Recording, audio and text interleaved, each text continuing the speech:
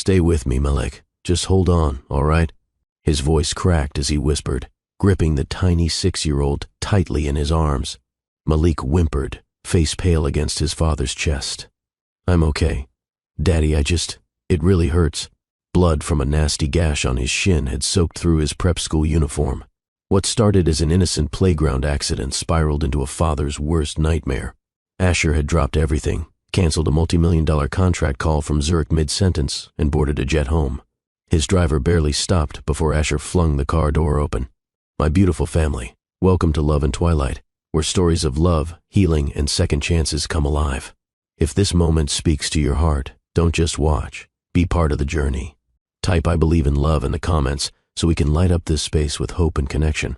Your thoughts matter, so share your feelings below and inspire someone else today. Remember to hit that like button, subscribe, and turn on notifications so you never miss a story that could touch your soul. Together, let's build a community where love always wins. Lenox Medical Pavilion security recognized him immediately, but he didn't care for titles now. Out of my way, Asher shouted. Get a trauma nurse stat. Doctors and nurses flinched as the man who usually ruled from boardrooms now barreled through the emergency wing like a hurricane. The smell of antiseptic assaulted his nose. Every step back into a hospital tugged at a part of his past he never healed. Sir. A nurse in light blue scrubs stepped forward. ER is under sterilization. Patients are being routed through maternity overflow on level 3. Maternity? Asher blinked, rage simmering under confusion. The nurse pointed toward the elevators. Stitches and trauma are being processed near pediatrics. Just go to level 3. He grunted and charged ahead, cradling Malik's head as if it were glass. The elevator door dinged open. Malik moaned softly. I've got you, son. You'll be okay. You're safe. The third floor was uncharacteristically quiet. Most hospital wings buzzed with beeping monitors and murmuring staff. But here, dim lights, distant cries, a cold stillness as if time paused.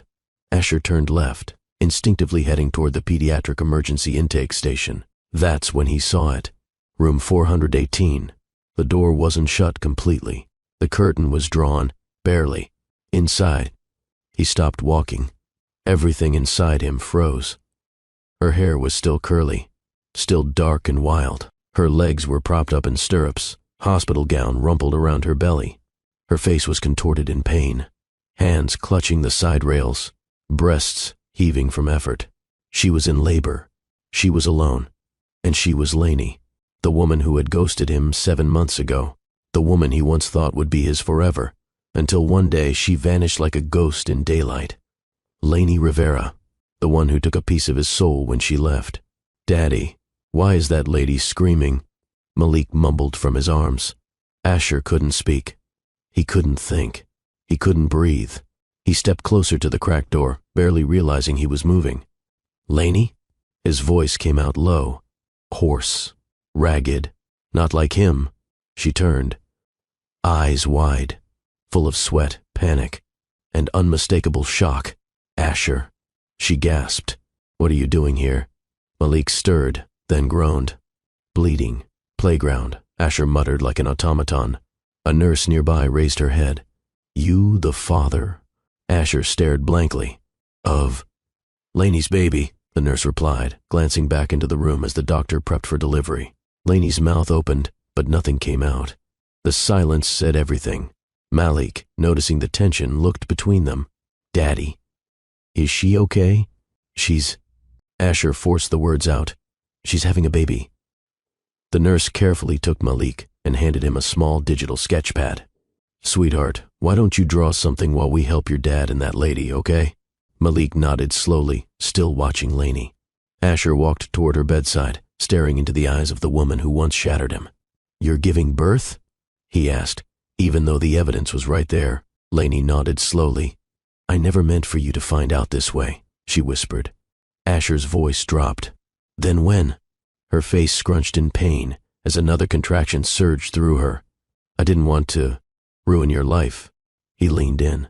You ruined my life the moment you disappeared. Tears streamed down her face. I was pregnant. I wasn't sure. Then I was sure. But I couldn't bring myself to tell you. And now I find you. Like this? His voice cracked. Giving birth? Alone? I deserve that look, she said softly. I didn't want to be a burden. You were never a burden. The words escaped before he could catch them. Another contraction. The doctor shouted, "We're crowning." "One more push, Laney," she whimpered. I can't. You can, Asher whispered, grabbing her hand tightly. I'm here. I'm not leaving. The first cry. With a scream that tore through the hallway, Laney pushed. A cry filled the air. High, fragile, beautiful. The nurse wrapped the tiny baby in a pink blanket. One girl, healthy, beautiful. Laney burst into tears. Asher stared, his chest caving inward as emotion choked him. Congratulations, the doctor said. But we're not done yet. What? Asher blinked. Laney winced. There's another one. Another one? He echoed. The doctor nodded. Twins. Another contraction tore through Laney's body. Asher held her hand like it was his lifeline. Laney panted. She's coming. I can feel her. You've got this, Asher whispered. Moments later, the room filled again with the sound of life. The second baby girl. Quieter than the first, but just as radiant. They laid her on Laney's chest, both daughters in her arms now. Asher stood there, staring. 2 daughters. His daughters. And Laney, the woman he never stopped loving, had kept it all hidden. He opened his mouth to speak, but no words came out. Instead, he did the only thing that felt real. He sat beside her, placed a trembling hand on his newborn daughter's head, and whispered, "You were never a mistake." Laney held both babies, tiny squirming bundles of life, Sasha and Sarai. She hadn't said the names out loud yet, but Asher knew, as if something ancient inside him whispered them to his soul. Malik sat nearby on a padded chair with a crayon in his hand and wide eyes. "Daddy," he asked, "are those babies your babies too?" Asher's jaw flexed. He wasn't ready for that question, not yet. He turned to Laney instead. "I need the truth." Laney didn't look away. She was exhausted, sweaty, pale, but something about her eyes was still the same. Fierce and soft at once. "I found out 2 weeks after I left," she began. "I was dizzy. I chalked it up to stress. But then the nausea started, and when I saw the test..." She paused, blinking rapidly. "I panicked. I thought it was some cruel twist. You and I had just collapsed." Asher leaned against the windowsill, silent. "You didn't even fight for me," she whispered. "I figured I'd been replaced by your boardroom in under 24 hours. You sent a breakup text, Laney," he said, biting down on the bitterness. "Not even a goodbye in person. Just a line that said, 'I can't be what you need. Goodbye.'" "I was scared," she murmured. Asher's fists clenched. "You were pregnant, and you didn't think I deserved to know?" "I didn't know if they were yours," she confessed. That stung more than it should have. "I'm not the only man you were with?" he asked, voice low. Laney closed her eyes. "I was broken, Asher. You didn't ask why I left. You just moved on." "I didn't move on," he snapped. "I died in silence, alone, like a fool." A nurse passed by and slowed at the sound of tension, but Laney shook her head. "They needed no audience. I went to Mexico for a corporate women's retreat," Laney said. "It was supposed to be healing." There was one night, a moment of weakness. Asher looked away, his jaw working. 2 months later, she added, "I did a paternity test when I got back. They're yours." His breath hitched. "Both?" Laney nodded. "Identical. 1 egg, 1 donor, 1 man." Asher's stomach twisted. "And still, you didn't call? I didn't know how to face you. So you thought giving birth in silence was the better route?" Her eyes welled with fresh tears. "Yes, the moment should have been filled with rage, but instead it was filled with something worse, longing." He watched Laney cradle their daughters, her trembling arms, her wild curls clinging to her temples, her lips, whispering tiny nothings to 2 lives she kept hidden from him. "You named them?" he asked, softer now. "I waited until I saw them," she said. "Sasha, Sarai. They came to me like prayers. They're perfect." Laney blinked in disbelief. "You're not angry?" "Oh, I'm furious," he growled. "But I'm also hypnotized. I can't stop looking at them, and I can't stop thinking about what it would have been like if I had been here." She looked down. I never wanted to rob you of this. I just didn't think you'd want more kids. Why would you think that? You told me once that Malik was enough, that you were done with being vulnerable. Asher swallowed hard. That was after I lost my brother, he said, and I was afraid to love again. I never said you couldn't be part of that healing. Malik tugged on his dad's sleeve. Dad, are those babies really my sisters? Asher looked at his son. Yes, he said, kneeling. They are. Why didn't I know? Asher hesitated. Because grown-ups mess things up sometimes, he admitted. We make bad choices when we're scared, but I promise we'll fix it. Can I hold one? Malik asked. Lainey blinked. She smiled. Yes, baby. Come sit beside me. A nurse helped him onto the bed. Sarai, the quieter twin, was gently placed in his arms. She's really small, he whispered. She's your sister, Lainey said, voice cracking. She already loves you. Asher felt something shift in him. Watching Malik cradle his sister, smiling softly, all the fury, all the pain, it dulled under the weight of a new reality. This wasn't a betrayal. It was a beginning. The room fell into a strange calm. Lainey handed Sasha to Asher. He sat down slowly, holding the warm, squirmy weight against his chest. Sasha yawned. She had his nose.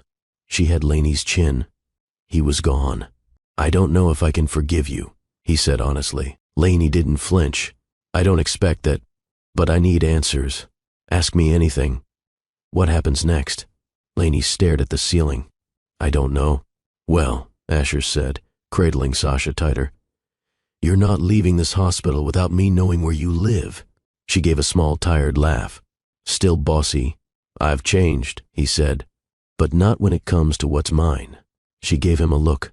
Don't say things like that if you don't mean them. I wouldn't hold your baby if I didn't. Asher looked around the room. White walls, pale blue curtains, machines humming faintly. The last time he was in a maternity ward, it was when Malik was born. Lainey had almost died from blood loss. He remembered praying for the first time in years, promising to be better if she just lived. She did. But they didn't. I still remember how you looked when Malik was born, he said quietly. She blinked. Do you? You cried when he first opened his eyes. I cry a lot. No, you don't, he corrected. You pretend to. But that night, you were real. And I swore I'd never let anything hurt you again. Lainey's breath caught. Then why did you stop holding me at night? That silenced him. The emotional weight in the room grew heavier than air. Asher kissed Sasha's forehead, then passed her back to the nurse. I'll give you space, he said finally. You don't have to. I think we both do, he replied. This isn't over. But it's too raw right now. Lainey nodded. Asher stood, straightened his blood-stained shirt, and walked to Malik. Ready to get your stitches? Are you mad at Miss Lainey?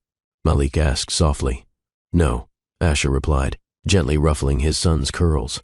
I'm just surprised. She's nice, Malik said. She gave me her crackers in the waiting room last month. Asher's head whipped around. What? Malik smiled. We saw her here once. She said her tummy was hurting. I thought she was hiding puppies under her sweater. Asher stared at Lainey. She looked away. He exhaled. We'll talk later, he said. Lainey nodded, voice trembling. I'll be here. Lainey lay in bed, eyes fluttering between sleep and panic. 2 tiny bassinets flanked her hospital bed, each holding a swaddled miracle. Sasha stirred first, lip trembling before a soft cry followed. Sarai remained still, the calmer one, breathing in small, perfect puffs. She reached out weakly and touched both bassinets at once. She was a mother of 3 now, and for the first time since the night she'd sent that devastating goodbye message, Asher knew. Asher stepped back into the room, this time without Malik. The boy was with a nurse in pediatrics, a Looney Tunes bandage on his shin and a juice box in hand. He was asking if his sisters liked dinosaurs. Lainey looked up as Asher closed the door behind him. You didn't have to come back, she said, throat still hoarse. Yes, he replied, walking closer. I did. He sat on the edge of the chair beside her bed. I'm trying not to be angry, he admitted. She turned her face toward the window. It's okay. You can be... No, I can't. Not when I'm looking at proof that life had other plans for us. There was silence then. I wasn't planning on telling you at all, she whispered. Why? His voice cracked slightly. Laney's eyes shimmered. Because you're Asher Lennox. Because I watched you on TV, closing deals, taking over companies, sitting beside women I could never compete with. You think I left you for those women? She hesitated. I didn't, he said firmly. Not once. Laney's voice dropped. You changed. You got colder, and I didn't know how to thaw you without losing myself. He rubbed a hand down his face. Losing you was the only thing I truly failed at, he muttered. The door cracked open gently. Malik stepped inside, holding a crayon drawing. Dad, he said softly. Can I show her? Asher nodded. Malik walked over and handed the paper to Laney. 3 stick figures. A tall man, a woman with curly hair, and a boy holding hands with 2 small baby figures. Laney's lip trembled. This is us? She asked. Malik grinned. Yeah. I drew it while I waited. Are we going to be like that? Laney blinked back tears. I don't know yet, she answered honestly. Asher looked at the drawing and then at Laney. We could try. Sasha began to cry. Sarai followed within seconds. Laney struggled to lift one baby into her arms. Asher stood and reached for the second. I've got her, he said. You sure? I watched about 10 parenting YouTube videos on the plane back, he replied dryly. Let's see if they work. Laney laughed, genuinely for the first time in months. Asher cradled Sarai while Laney nursed Sasha under the blanket. Her eyes fluttered shut from the effort, the pain, the beauty of it all. Asher watched silently, watched how she swayed ever so slightly, humming a lullaby, watched her become a mother again right in front of him, and it unraveled something in him. He hadn't known how much he missed this, not just her. The U.S. they once were. Laney rested back on her pillow. Do you remember our last fight? She asked. Asher nodded slowly. I do. You were on the phone when I told you I had a doctor's appointment. I said I was scared, and you waved me off. I was negotiating a merger. I was bleeding. His heart stopped. I didn't tell you everything, she whispered. It was the second time it happened. I thought I was miscarrying. I thought I lost what we didn't even know we had. He stood, pacing slowly. You never told me, he said. I tried, but you were always somewhere else. He stopped. I hate that you were right, he said. I hate that I lost you before I knew how badly I needed you. Laney placed Sasha back into her bassinet, then turned to him. I didn't want to be the woman who begged, she said.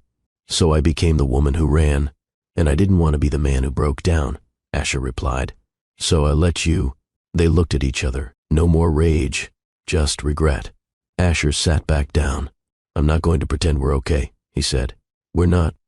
I know, but I want to be involved. With the twins, with Malik, with you. Laney breathed deeply. Do you mean that? Or is this just post-shock compassion? I mean it, he said. Then you have to show up, not just now, but every day. I can do that. And if you leave again, I won't. Don't promise unless it's real, Asher. He reached out, brushing a finger against her cheek. I'm not promising. I'm proving it. Starting now. The evening sun painted golden streaks on the hospital walls. Outside, the city bustled like nothing had changed. But inside room 418, everything had. Malik snored softly on the fold-out chair. The twins slept side by side. Laney lay back on the pillow, eyes heavy but heart lighter. Asher stood at the window, one hand in his pocket, the other gripping the side of the curtain. He wasn't a CEO right now. He wasn't a man at war with love. He was a father, a man who'd stumbled back into the life he'd almost lost and found 3 reasons to stay. The hospital wing was quiet again. Most of the staff had thinned out. Only the hum of machines and the occasional squeak of nurse shoes remained. Malik lay curled under a light blanket on the visitor's recliner, his crayon drawing resting on his chest. Sasha and Sarai, freshly changed and fed, were tucked into separate bassinets beside their mother's bed. Asher stood in the corner, arms folded, staring at nothing. Laney broke the silence. You're still here. I said I wouldn't leave. You didn't say you'd stay either. He looked at her, his expression unreadable. Fair enough. She shifted, the soreness from delivery still fresh. She tucked a pillow behind her back and cleared her throat. Do you remember when you told me I was reckless with feelings? Yes, you were right. She didn't wait for sympathy. I held on to the pain so tight I forgot what softness felt like. I told myself you didn't care, that you'd moved on. It made it easier to hate you than miss you. Asher exhaled through his nose. I told myself you were weak for leaving, that I was better off alone. She nodded slowly. We both lied to ourselves. And each other. He walked to the edge of the bed, but didn't sit. You weren't supposed to carry all this by yourself, he said. You didn't ask if I needed help. I didn't think I had the right after you left. I didn't leave because I hated you, she whispered. I left because I hated the version of myself that stayed. That hit him harder than he expected. He sat down finally, elbows on his knees. You know what hurt most? He asked. Lainey waited. You left while I was still choosing you, every single day, even when I couldn't show it right. Tears brimmed in her eyes. I didn't know that, because I didn't say it. I thought you'd always know. I used to wait by the door for you to come home, she said. I used to rehearse apologies in the car before I walked in. You never said any of them. I figured if I brought home another contract, another win, you'd feel safer. I didn't want wins, Asher. I wanted you. His voice was tight. I didn't know how to give myself to someone without losing control. Well, she replied softly. You lost me instead. They sat in the stillness, wrapped in shared regret. A soft cooing noise pulled both their gazes toward the bassinets. Sasha kicked her legs gently, face scrunching before her mouth opened in protest. Sarai followed seconds later with a matching wail. Lainey tried to sit up again, but Asher had already stood. I've got them, he said.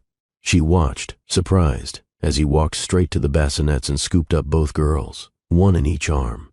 His large hands cradled them effortlessly. The way he looked at them, like they were precious. He sat with them, rocking gently, whispering nonsense to quiet them. You're a natural, Lainey said, astonished. He looked down at the girls, then back at her. I missed this with Malik. I was so focused on being a provider that I forgot how to be present. You're doing it now. I don't want to miss it again. There was a letter, she said suddenly. He looked up. I wrote it the week I left, never sent it. What did it say? That I loved you, that I was drowning, that I didn't know how to breathe in your world. He set the twins down and walked over slowly. You should have sent it. I didn't think you'd read it. I would have. 100 times. Lainey blinked away tears. I hated the idea that you stopped needing me, she whispered. I never did, he said. I just stopped knowing how to show it. Asher sat back on the bed. I want to do this right, he said. Lainey raised an eyebrow. Do what? This family, you, Malik, the twins, even if it means changing how you live. He nodded. I'll delegate more, work less. I'll show up. You can't fix the past in one day. I'm not trying to fix it. I'm trying to start over. She looked at him long and hard. You're serious. I am. Lainey lowered her eyes. And what if I'm scared? He reached out and held her hand. Then I'll be brave enough for both of us. A soft knock interrupted them. It was Malik, in his socks, holding a juice pouch. I couldn't sleep, he mumbled. Asher opened his arms. Malik climbed onto the bed beside Lainey, snuggling between them. Did you fight? He asked sleepily. No, Lainey said, wrapping an arm around him. We talked. Are you mad at each other? No, Asher said. We're trying to figure stuff out, like a puzzle. Exactly. Malik yawned. Then I want to be one of the pieces. Lainey smiled, tears threatening again. You already are, she whispered. The hospital dimmed its lights for evening hours. A gentle hush wrapped around room 418.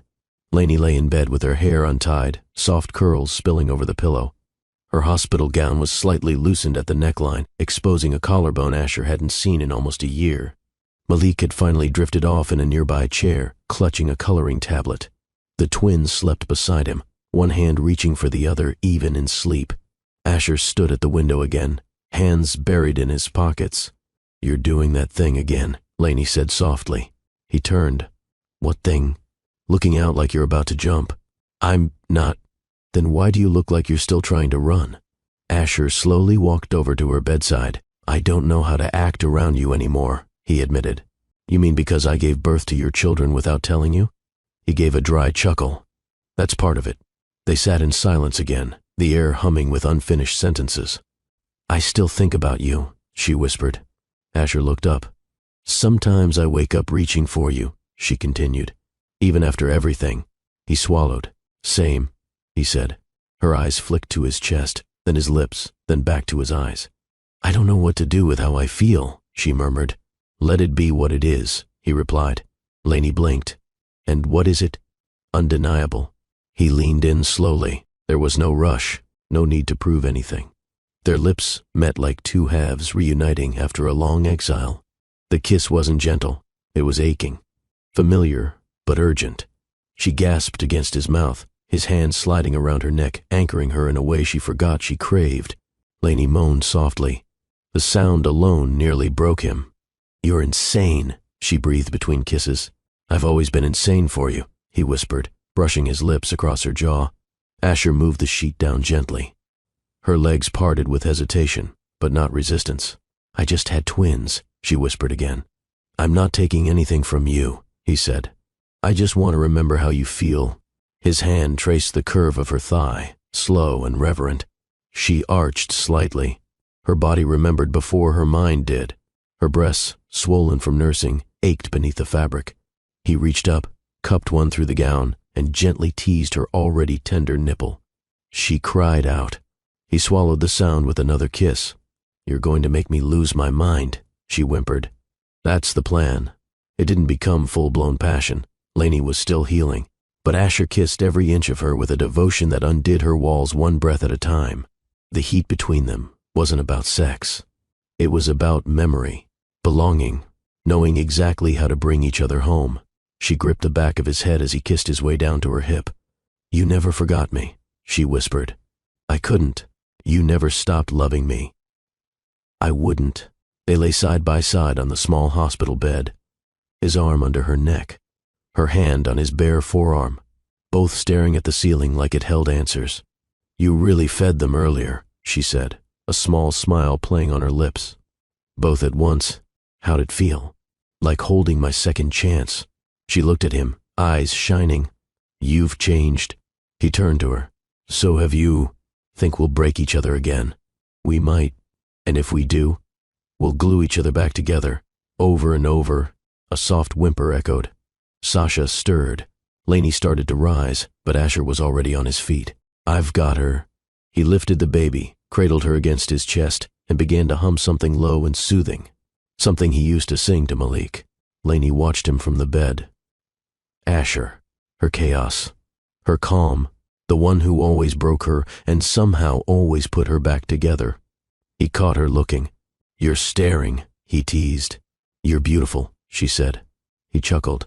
No one's ever said that to me while I burped a baby. Well, she said, smiling. I say what I mean now. Later, after both twins were asleep again, Lainey picked up her phone. She opened the drafts folder. The old letter was still there. Unsent. She read it again, then deleted it. The present was better than any apology the past could offer. Asher leaned over and kissed her shoulder. What was that? He asked. Just letting go. The light streaming through the hospital window was soft and amber. Morning had arrived, but the city noise hadn't yet filtered in. Asher sat upright on the edge of the hospital bed, shirt half-buttoned, hair tousled, eyes alert. His phone buzzed endlessly with backlogged meetings and voicemails, but he hadn't touched it. Lainey stirred gently beside him, her eyes fluttering open. Are you still here? She murmured, voice raspy with sleep. He glanced back. Yeah, you didn't even sleep. I watched you. Her cheeks flushed. You're intense. And you're dangerous. Dangerous? He nodded. You make me want things I swore off. Malik entered the room carrying a bowl of cornflakes and almond milk. He plopped beside the bassinets and announced, I think we should all live together now. Lainey raised a brow. Oh? He munched loudly. It just makes sense. I mean, Dad's here, you're here, babies are here. Why are there so many houses? Asher laughed. You're 6 and already making real estate decisions? He teased. I'm serious, Malik said, slurping milk. I don't want to live in one house if my sisters live in another. Lainey blinked. She hadn't thought that far ahead. Asher leaned forward. Would you like that, Lainey? She hesitated. It's not just about what I want. Later that morning, the pediatrician came in to check the twins. Malik was escorted downstairs to the cafeteria. Asher stood at the foot of the bed while Lainey swaddled Sasha again. "I thought I knew how to protect myself from pain," he said. She looked up, puzzled. "But then last night, watching you cry, watching Malik draw us like we were already a family again, it broke something in me. Asher, I cried in the elevator," he admitted, "right after I walked out the first time. That night you left, Lainey's face went pale. I punched the mirror, scared my own driver, went back into that penthouse and just collapsed." He rubbed his hands together, voice trembling. "And last night, when I held Sarai, I cried again, but not because I was broken, because something healed." Lainey climbed out of bed slowly, barefoot, dressed in a fresh hospital robe. She walked up to him without saying a word and placed her palm on his chest. He looked down at her hand, then back into her eyes. She reached up and kissed him. This one was different, not desperate, not fueled by unresolved passion.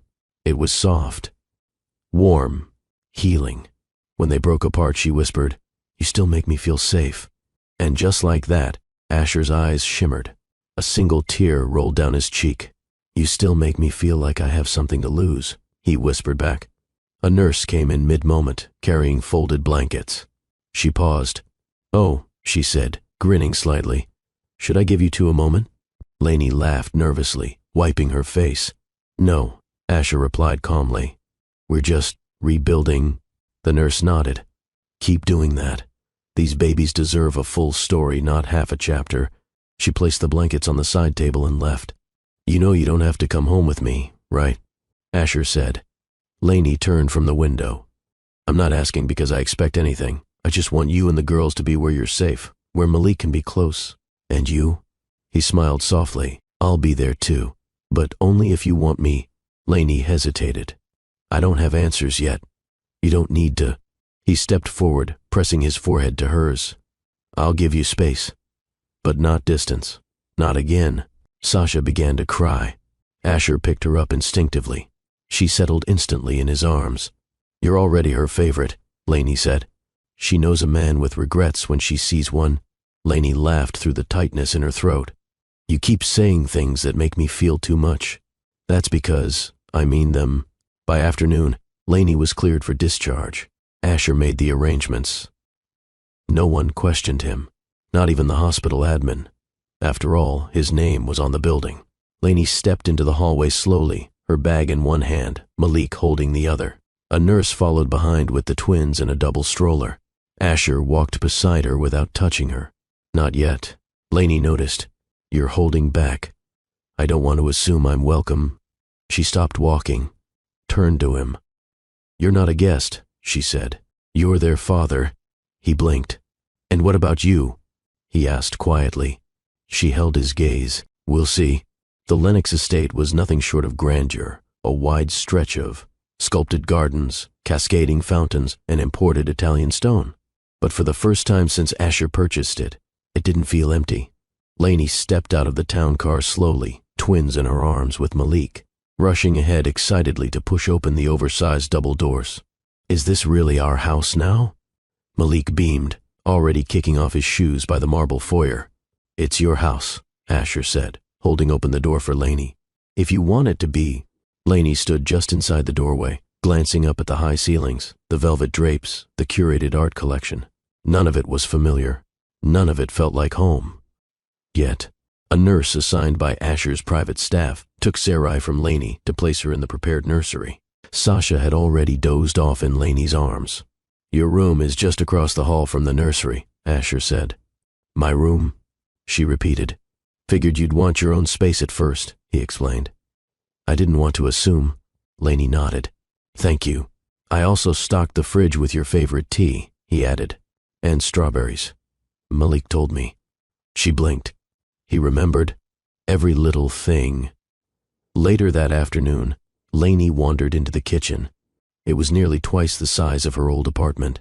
She stared at the long countertop, overwhelmed. Asher appeared at the entrance, sleeves rolled up, tie discarded. "Don't panic. The espresso machine has a cheat sheet beside it," he joked. Lainey laughed. "It looks like it could launch satellites. I only use it to burn toast and make ice cubes." She turned serious for a moment. "Why are you really doing all this?" He leaned against the fridge. "Because I missed too much. Because I don't want you to feel like a guest in a house you helped create, even if we didn't realize it. Lainey lowered her gaze. I don't know if I can just live like this. Then don't. Make it something new, something that fits you. That night, after dinner, Malik sprawled across the couch, half asleep with his head on Lainey's lap.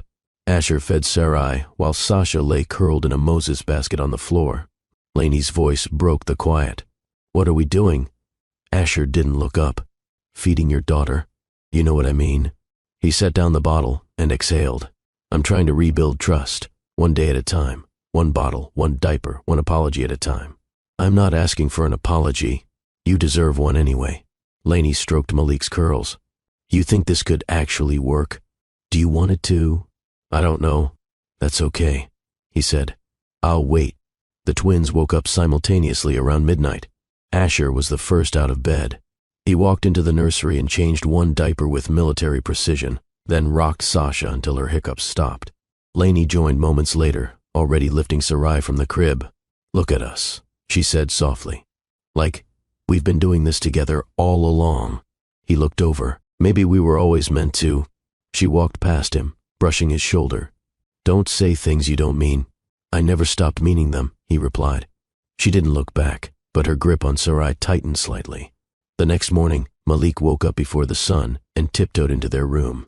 Asher and Lainey had fallen asleep beside each other on the oversized couch in the nursery, both twins tucked in slings on their chests. Malik stood in the doorway, watching for a full minute before whispering, This looks like a movie. Asher cracked one eye open.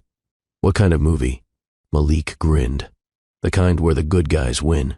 If you believe healing is possible, even after heartbreak, like share, subscribe, and drop a comment below with, I still believe, and let's show the world that second chances matter. Later that evening, Lainey stood at the door to her guest suite. Asher walked past, Malik on his shoulders, both of them laughing about something ridiculous. She watched them, watched how effortlessly Asher had stepped into this version of fatherhood. How long do I have to stay in the guest suite? She asked suddenly. Asher paused. You tell me. Lainey smiled. Ask me again tomorrow. He nodded, heart pounding. And this time he didn't press. The Lennox estate awoke slowly, quietly. No corporate calls, no kitchen noise. Just the sound of baby gurgles, Malik's laughter from the living room, and Lainey's bare feet on polished marble. Asher had stepped out early for a short meeting at his downtown office, but he left a note on the kitchen island. Coffee already brewed. Twins had a bottle at 6. Malik asked for pancakes, but I promised him you'd do a better job. Lainey picked up the note, her lips tugging into a smile despite herself. She looked down at the white button-down she had thrown on after her shower. One of his, oversized, still faintly smelling like him. She hadn't meant to wear it, and now she didn't want to take it off. Mom, you burnt this one. Malik laughed, holding up a misshapen pancake. Lainey flipped the next with more focus. Let me see you do better, she challenged, sliding the bowl of batter toward him. Malik dipped a spoon with dramatic flair and poured a blob onto the pan. It sizzled unevenly. I call this one the dinosaur foot, he announced. Lainey laughed so hard she nearly dropped the spatula. Just then, Asher walked in. Black slacks, collar open, no tie. He stopped at the kitchen entrance. His breath caught. Lainey, bare legs, his shirt, her curls piled in a loose bun. Her laughter echoing off the walls of his cold estate, making it feel alive. He swallowed. Pancakes? He asked. Lainey glanced over her shoulder, smirking.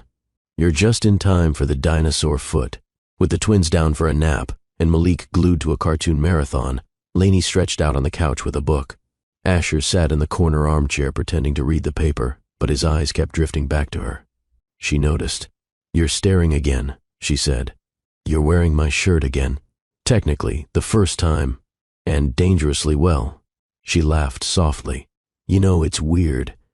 This place used to feel like it belonged to someone else. Now, not so much. Asher's expression shifted. Is that a good thing? She closed the book. It might be.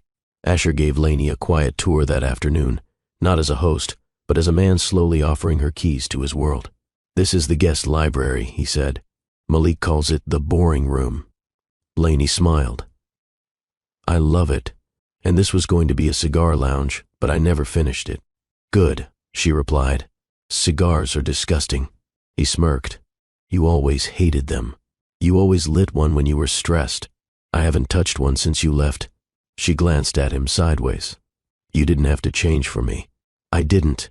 I changed because I lost you. When they reached the door to the guest suite, Lainey paused. The crib had been moved to the main nursery. The side table was cluttered with bottles, nipple cream, pacifiers, burp cloths. The room didn't feel like hers. It felt like waiting. She turned to Asher. Did you make all these changes yourself? Some. Staff helped.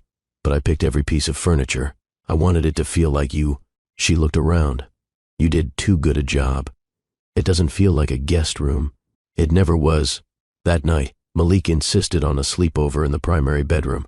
He dragged in pillows, snacks, a flashlight, and a tablet. Asher set him up at the foot of the bed, and Lainey, still wearing the shirt, slid in beside him. The sheets were crisp, the air smelled of citrus and sandalwood, and the silence between them wasn't heavy anymore. It was hopeful. I like it here, Malik mumbled sleepily. I think the twins like it too. Lainey ran a hand through his curls. Why? Because nobody's sad here. Hours later, after Malik had rolled to one side and started snoring lightly, Asher lay still, his chest barely rising. Lainey turned toward him. You're really not going to make a move? She asked. He opened one eye. Are you asking me to? No, she said. I just wondered if you still wanted me. Asher didn't answer right away. Instead, he reached out, slipped his hand around her waist, and pulled her gently toward him. She didn't resist. He kissed her shoulder. Once. Then again. I never stopped. The boardroom at Lennox Holdings was unusually silent. 12 suited executives sat around a sleek obsidian table. Quarterly reports flashed on a massive screen at the head of the room. Asher sat at the center, stone-faced, sharply dressed, yet visibly distant. His assistant, Claudia, handed him a document. Chairman Lennox, your signature? He blinked, looked down, then paused. This is the second time I've handed that to you, Claudia added gently. Asher set down the pen. My apologies. My head's not here. A few exchanged glances. No one dared to speak. The moment the meeting adjourned, Asher retreated into his office and locked the door. He pulled out his phone and opened the security app connected to the nursery camera at home. Sasha was asleep, thumb in mouth. Sarai was squirming in her crib, trying to flip over. Malik's laughter echoed faintly in the background. Lainey entered the frame a second later, barefoot again, swaying gently with a bottle in one hand and a soft lullaby on her lips. Asher leaned back in his chair and smiled. That was where his mind lived now, not here. Asher's phone rang. He answered quickly. Dad, I heard from the board. You were late today. I was. Something wrong? No. Something right. There was silence on the other end. You sound different, his father finally said. I am. I don't know if that's good or bad. It's necessary. I suppose you'll miss the annual gala this weekend too. I'll be at home with my daughters. You've missed 2 quarters of investor dinners already. I know. Asher, you built this empire with your focus, and I nearly lost my family because of it. Claudia entered quietly with a fresh espresso. He waved it away. I'm good. You're always good, she said, teasing lightly. Just never this calm. He looked up. What do you mean?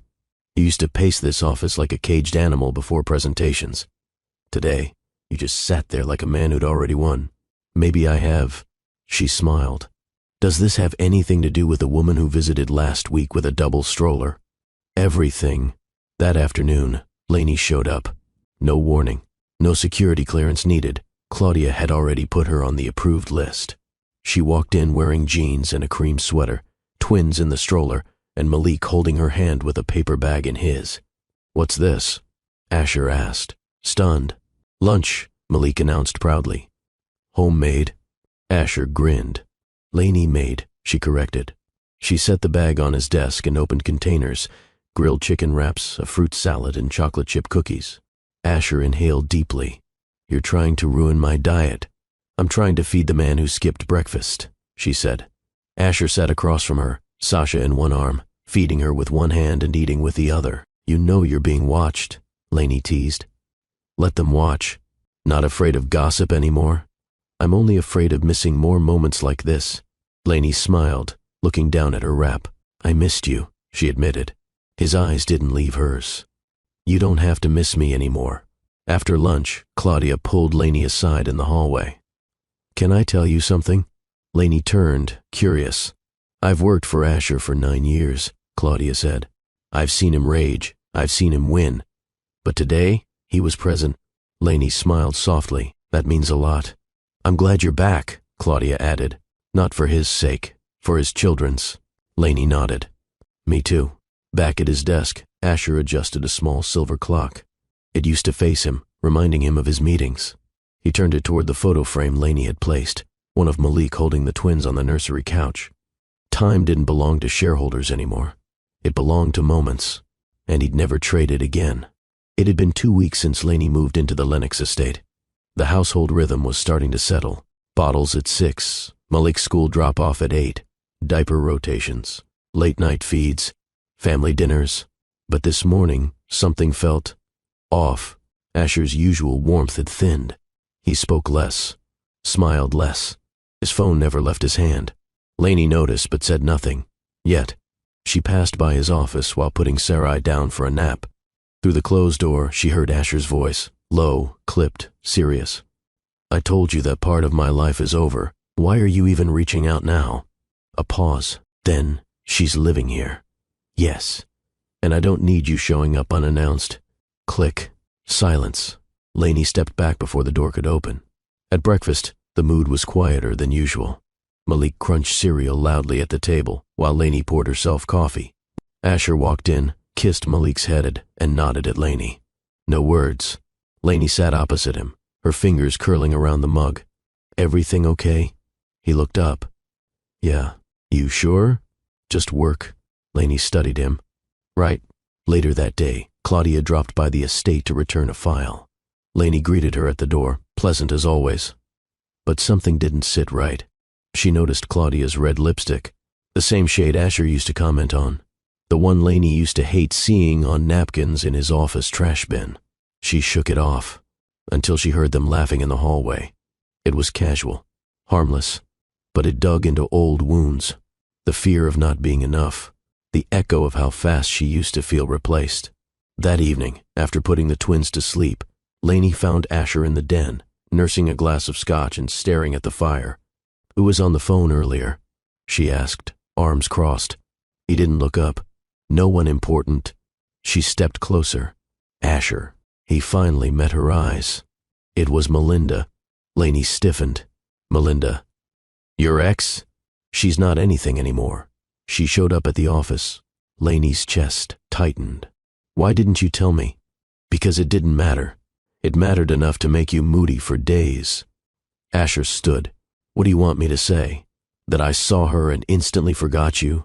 That she wore red lipstick and I fell into old patterns? You didn't deny it, Lainey snapped. Because I'm tired of being accused for things I haven't done. And I'm tired of being afraid I'll never be enough for your world. He paused. That hit.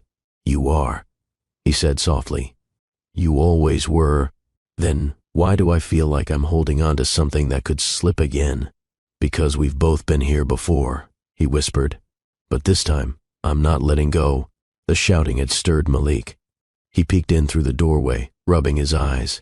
Are you guys fighting again? Lainey knelt and opened her arms. He ran into them. No, baby. We're just talking loud. Asher walked over and crouched beside them. We're figuring things out, he said gently. Malik looked up. I like it when we all eat dinner together. Lainey kissed his cheek. So do we. Later that night, they lay in bed in silence. Asher stared at the ceiling. Lainey lay on her side, watching his profile. Do you regret bringing us back into your life? She whispered. He turned to her. Every day I didn't have you was the regret, he said. This is the beginning. He reached out, brushed her hair behind her ear. I'll prove it every single day, even when you doubt it. Lainey closed her eyes. I want to believe you. Then let me show you. The weather matched Lainey's mood. Heavy clouds hovered above the estate, and the air crackled with tension. Inside the kitchen, Malik was singing off-key while coloring. The twins were napping in the nursery. Lainey wiped down the counter for the 3rd time. Asher still hadn't come home. He had promised dinner at 7. It was now past 9. She checked her phone. No messages. No calls. Just silence. The front door opened with a soft click. Asher stepped in, rein on his collar, phone in his hand. "Hey," he said, like it was nothing. Lainey stared at him, arms folded. "You forgot." "What?" "Dinner." Malik waited. "I waited. I got pulled into an investor call." Lainey's voice was tight. "You said today was blocked off. I didn't plan the delay." She scoffed. "That's the problem. You never plan the damage, you just cause it." Asher placed his phone on the counter. "Lainey, don't start." She stepped toward him. "Don't start? I built trust with you brick by brick these past weeks, and in one night you tear it down. You think I did this on purpose? I think you don't know how to prioritize what matters." He exhaled through his nose. "You want me to quit everything, shut down my company, burn my legacy. I want you to see us when we're standing right in front of you." She stormed outside, slamming the door behind her. The rain soaked her instantly. Asher hesitated, then followed. He found her barefoot in the courtyard, head tilted to the sky, tears blending with rain. "You said you changed," she said without turning around. "I did. Then why do I feel like I'm chasing you all over again?" "I didn't ask you to." "No, you just left space for me to." He walked closer, heart thudding.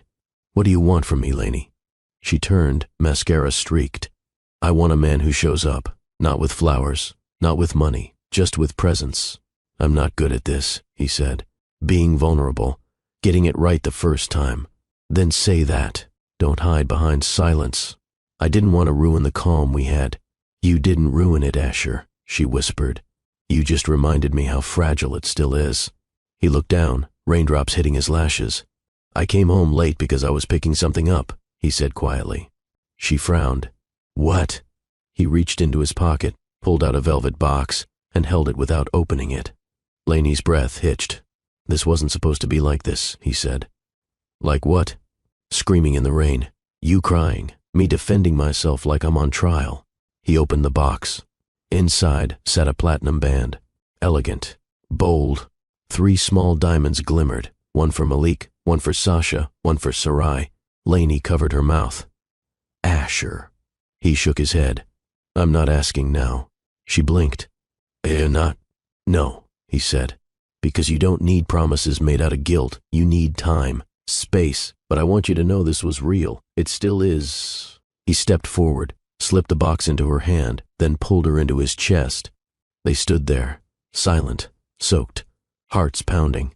"I still want us," she whispered. "I still choose us," he replied. "But we're not ready." "Then I'll wait." Later, wrapped in dry towels, Lainey sat on the bed holding the ring box. Asher changed into sweats and sat across from her. "Why 3 stones?" she asked softly. He glanced at the twins' monitor, then at Malik's shoes by the door. "They're my reasons. The ones that saved me." She opened the box again. "They're beautiful. So are you." That night, Lainey curled into him. There was no heat, no urgency, just warmth. He kissed her shoulder, then whispered, "Next time I ask, I want you to say yes without hesitation." She looked over her shoulder.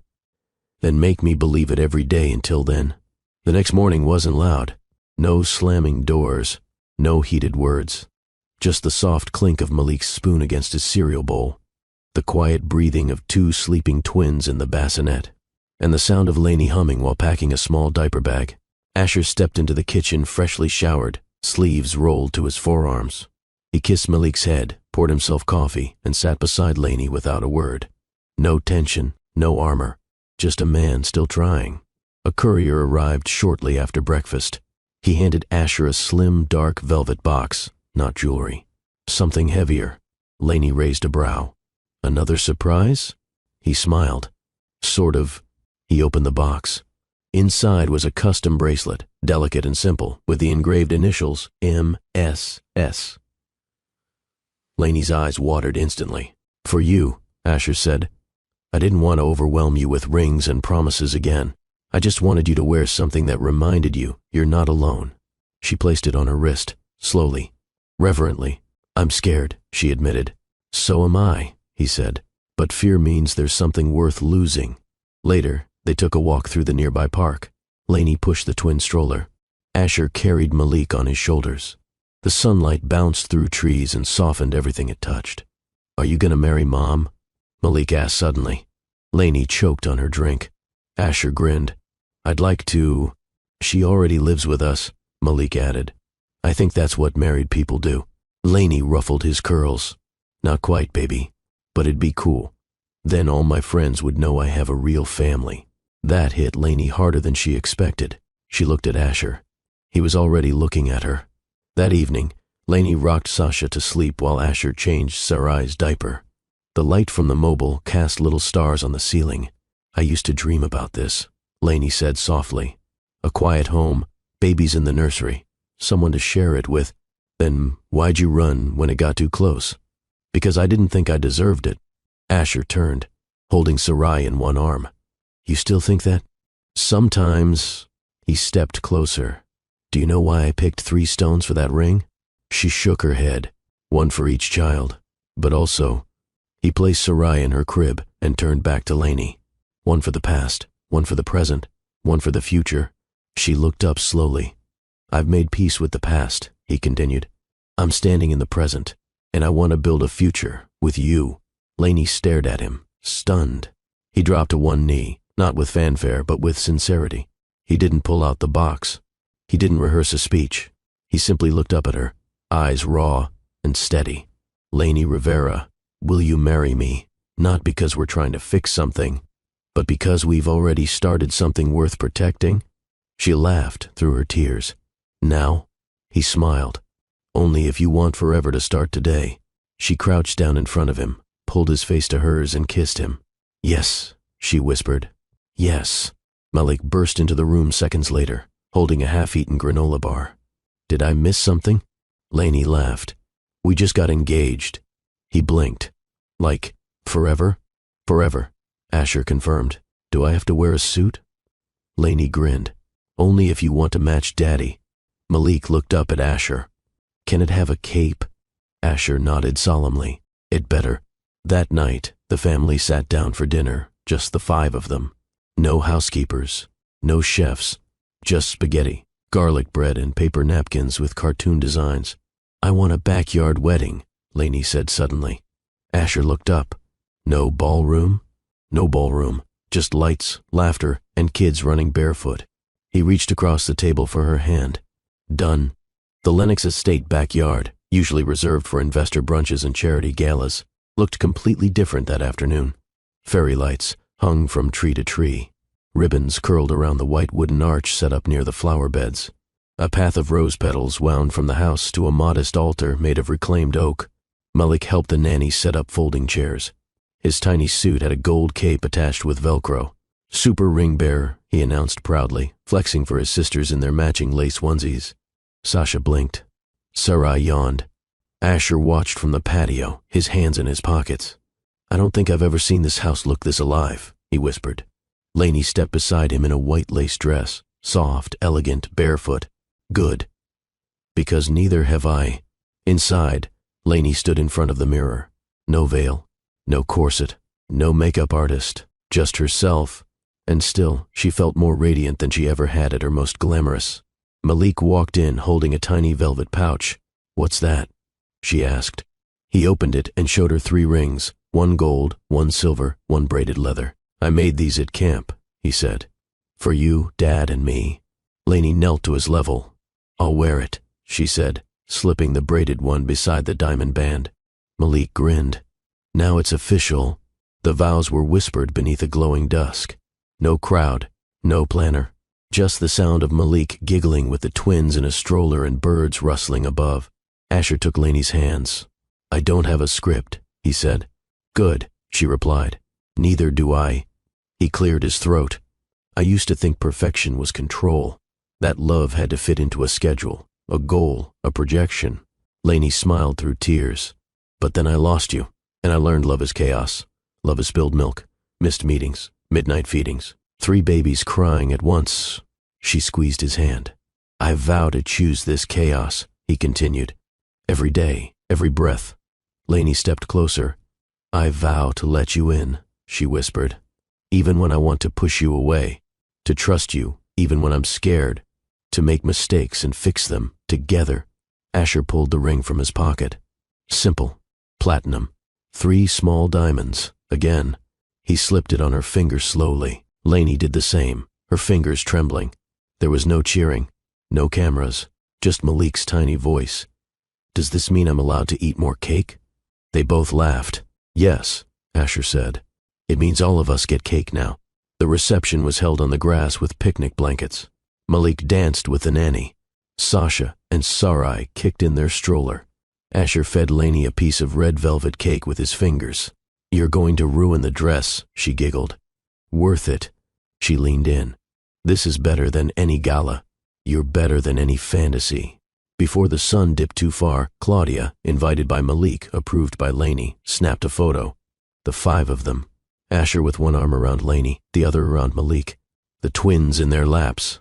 A soft breeze lifting curls and napkins. Lainey looked at the photo on the camera screen. No filters, she said.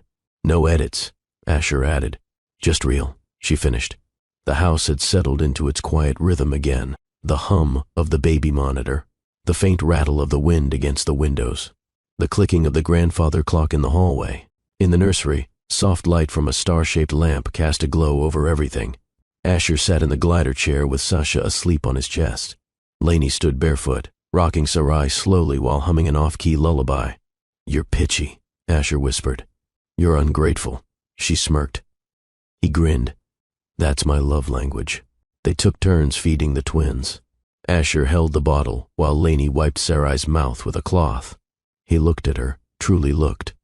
You're so good at this, he said. Lainey glanced up. At what? Being a mom, a wife, a whole world. Her lips parted. You make it easy. I make it possible, he corrected.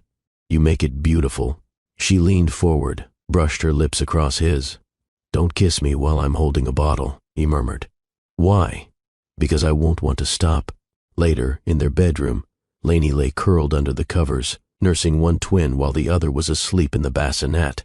Asher stood at the dresser, shirtless, watching her. Don't stare like that, she whispered. Why not? It's inappropriate. He smirked. You're topless, holding my child. I've never seen anything more appropriate. Lainey rolled her eyes. You're impossible. He walked over and climbed into bed beside her. Do you know how sexy you are right now? He whispered. She raised a brow. Leaking breast milk? Exactly. As she laid Sasha down, Asher pulled her back against him. He kissed her neck, slow and lingering. His hand slid across her stomach, her real, post-baby body. She tensed. He noticed. You still think I see you differently now? He asked. I don't feel like myself yet, she admitted. You feel like myself, he replied. Exactly how you are. His hand traced every curve like it was sacred. Lainey exhaled, melting into him. Their kiss deepened. No rush, no need to prove anything. It was the kind of passion that came after storms, earned and soft and electric. Later, Lainey sat between his legs in the bathtub, her head resting on his shoulder. The water was warm. The lights were low. Asher rubbed circles on her arms. You know, she said, this feels like a dream. It's not. How do you know? Because I never sleep this well in dreams. They both laughed. Lainey turned to look at him. Thank you. For what? For not giving up. For choosing chaos. He kissed her forehead. I didn't choose chaos, he said. I chose you. Chaos just came with the package. Before bed, they both peeked in on the twins. Malik was asleep in his room down the hall, arms wrapped around his superhero bear. Sasha stirred. Lainey adjusted her blanket. Asher whispered, Do you ever think we'd get back here? She shook her head. But I'm glad we did, she whispered. He kissed her hand. We're not back, he said. We're beyond. On her nightstand, Lainey found a sticky note the next morning. In Asher's handwriting, I'll never stop choosing you, even when you forget how to choose yourself. She stared at it for a long time, then pressed it to her chest.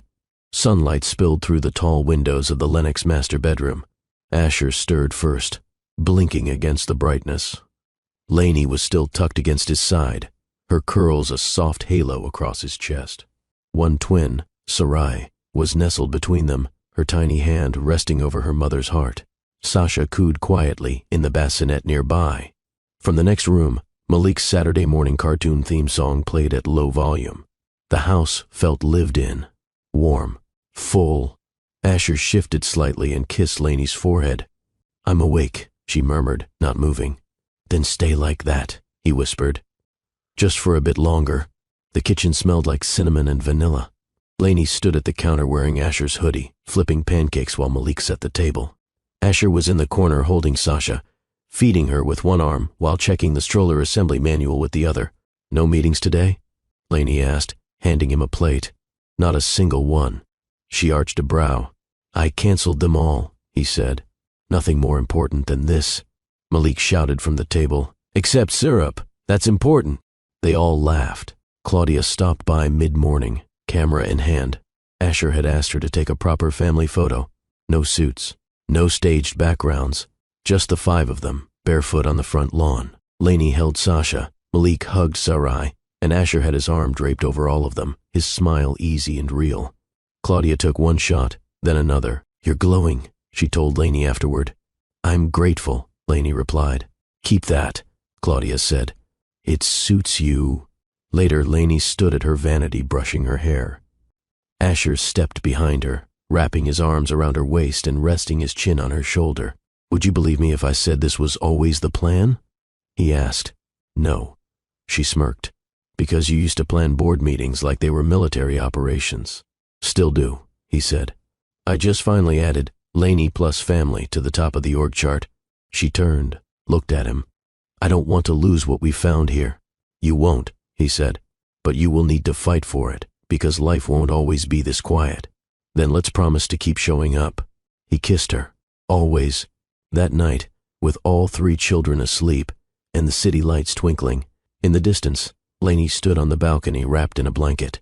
Asher joined her, handing her a cup of tea. They watched the skyline in silence for a moment before she finally spoke. "You don't always get a second chance, but when you do, you take it, not because it's easy, but because it's right."